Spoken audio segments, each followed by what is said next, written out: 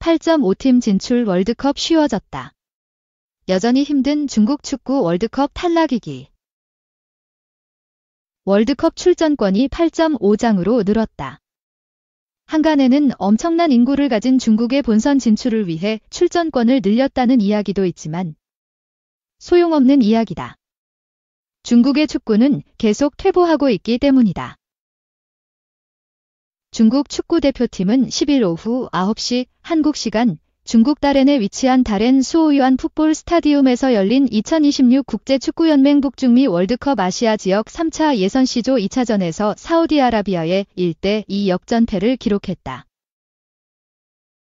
이날 패배로 중국은 2연패로 최하위에서 벗어나지 못했고 사우디는 첫 승을 신고했다.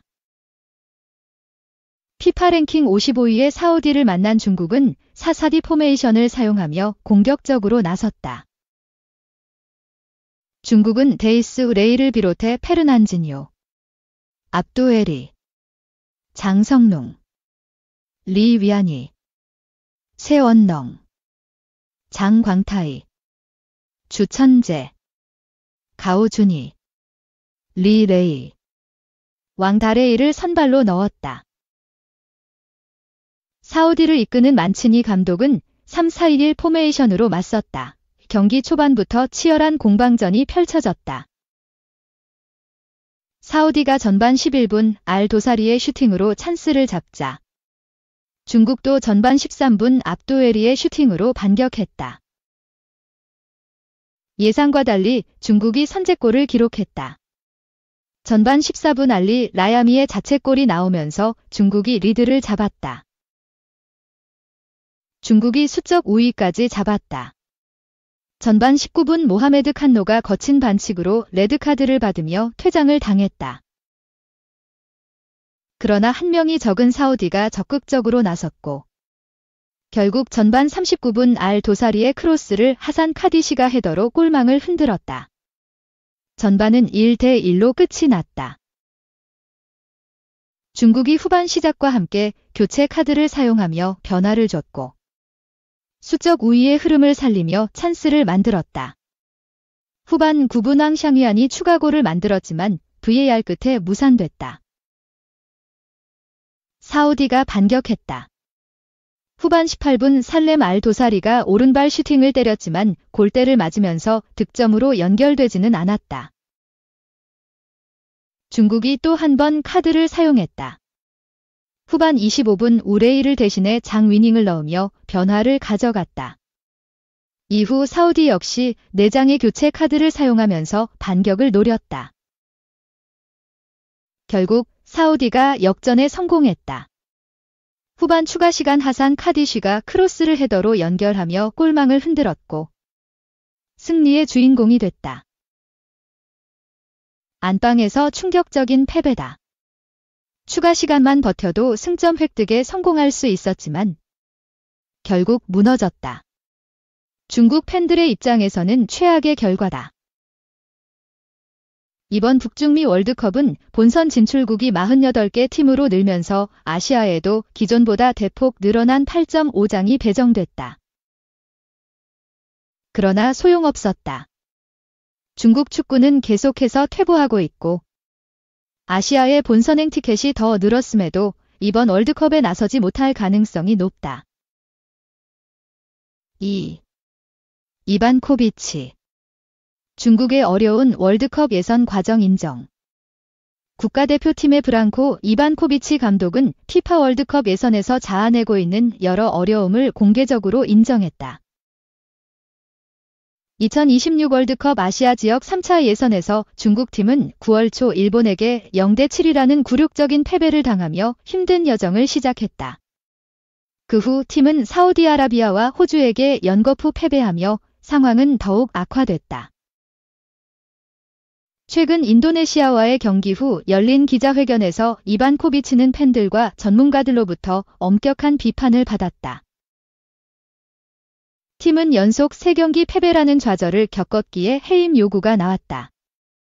그는 나는 중국어를 읽지 못할 수도 있지만 압박감은 느껴진다. 그러나 내 의지는 흔들리지 않는다고 솔직하게 말했다. 크로아티아 출신의 전술가는 농구 코치로서의 경험에 대해 통찰력 있는 반성을 제공했다. 우리 직업에는 두 종류의 감독이 있다. 사임한 감독과 사임을 고민하는 감독이다라고 언급했다. 축구에서 비판이 항상 존재한다는 것을 인정한 이반코비치는 비판은 경기의 일부이며 역설적으로 그것이 매력을 더한다고 말했다. 또한 내가 동의하든 않든 피드백을 환영한다고 강조했다. 자신의 역할의 도전에 대해 현실적으로 인식하고 있는 이반코비치는 중국 국가대표팀을 이끌면서 힘든 길이 펼쳐질 것이라는 것을 잘 알고 있었다. 그는 중국에 도착한 이후로 많은 도전 과제를 마주했다. 특히 최근 몇 년 동안 중국 축구가 큰 성과를 내지 못해 더 그렇다고 언급했다. 중국의 최근 인도네시아를 상대로 한 2대1 승리를 회상하며 이반코비치는 그 경기 전 잠을 설쳐야 했다. 팀의 패배 스트릭이 우리를 프리캐리어스하는 상황에 빠뜨렸다고 설명했다. 인도네시아와의 경기에서 그들의 가능성에 대한 선입견에도 불구하고 그는 선수들의 투지를 높이 평가하며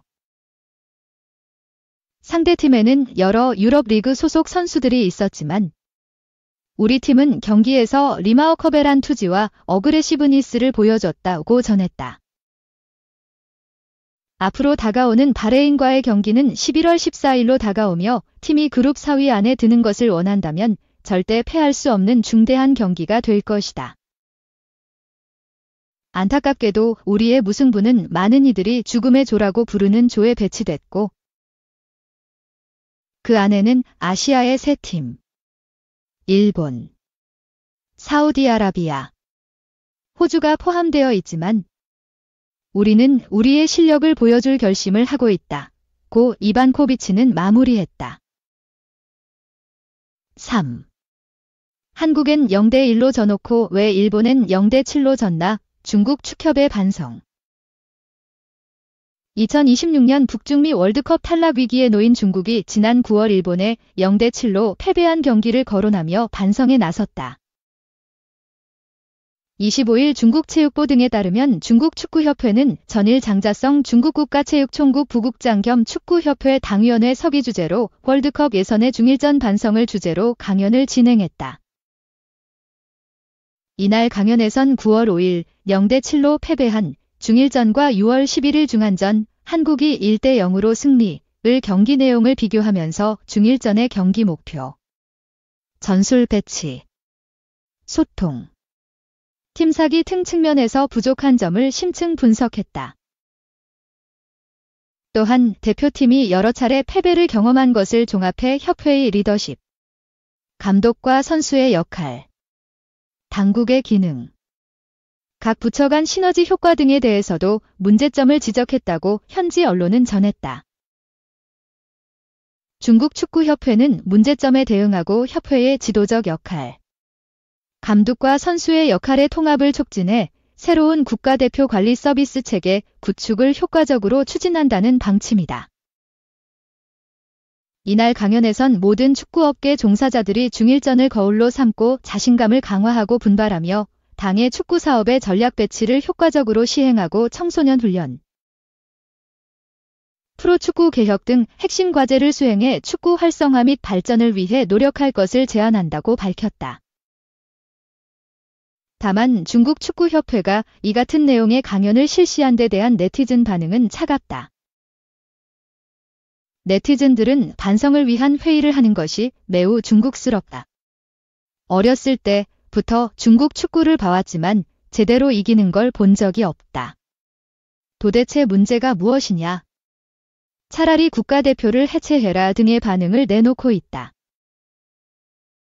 4. 만치니와 결별 사우디의 드리우는 실패한 중국 축구의 그림자. 상황은 많이 다르지만 사우디아라비아가 중국 축구의 전철을 밟아나가는 모양새다. 25일 한국 시간 사우디 축구협회는 공식 홈페이지를 통해 협회 이사회와 로베르토 만치니 감독은 계약 관계를 조기 종료하기로 합의했다라고 발표했다. 사우디는 며칠 안에 후임 감독을 발표할 거라고 밝혔다. 사우디는 지난해 만치니 감독과 4년 계약을 맺었다. 2026 북중미 월드컵을 넘어 자국에서 열리는 2027 아시안컵 우승까지 바라본 초석이었다. 연봉은 최소 2,500만 유로, 약 373억 원로 국가대표 감독으로서는 단연 최고액이었다. 그러나 만치니 감독은 인테르밀란, 맨체스터 시티, 이탈리아 등에서 이뤘던 성공을 반복하지 못했다. 올해 초 2023 카타르 아시안컵에서는 위르겐 클린스만 감독이 이끌던 한국의 승부차기 끝에 패배해 16강 탈락이라는 굴욕을 맛봤다.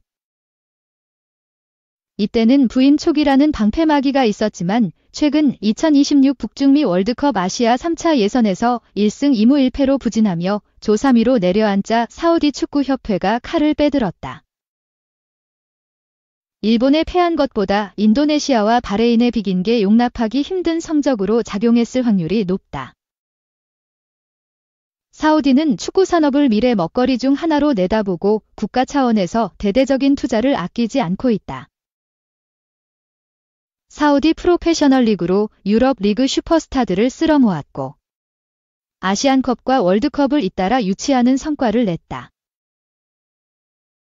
아시아 축구연맹도 사우디의 변화에 발맞춰 AFC 챔피언스리그에 출장할 수 있는 외국인 선수 제한을 폐지했다. 서아시아 권역과 동아시아 권역이 통합돼 치르는 8강부터 결승까지 경기는 모두 사우디에서 치러진다. 그러나 당장의 흥행을 위한 투자에 비해 장기적으로 사우디 축구를 성장시키는 움직임은 아직 미약하다.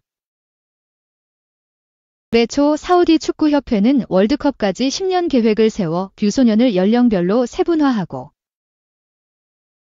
7세부터 10세까지 연령대를 특별 관리하며 듀소년 축구와 지역 연계를 강화하고 듀소년 대회를 강화하는 등 다양한 방안을 마련했다. 주요 골자는 2034년 A대표팀 주축이 될 17세 이하 청소년들을 2025 U17 아시안컵부터 집중적으로 육성하겠다는 것이며 관련해 유럽 구단과도 훈련 프로그램을 마련해 어린 선수들을 지원하고 있다.